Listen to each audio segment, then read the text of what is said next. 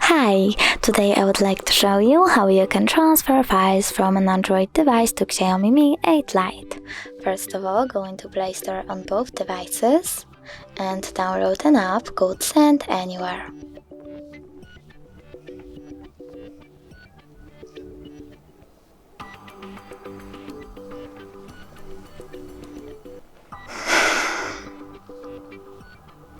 Then open it.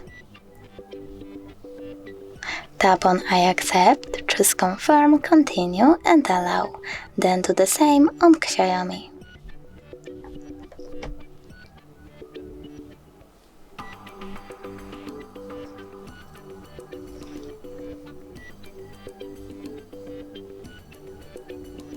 You want to go with send on an Android and receive on XIAOMI, then tap on all of those dots and choose send in order to send all of your files.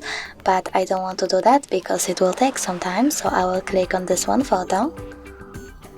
Like that, click send, and I've got it. From here you have two connection ways. You can input this password over here and choose receive, or scan QR code. If you want to scan the code, tap on the scanning icon over here on XIAOMI, choose allow and point your device's camera at the code.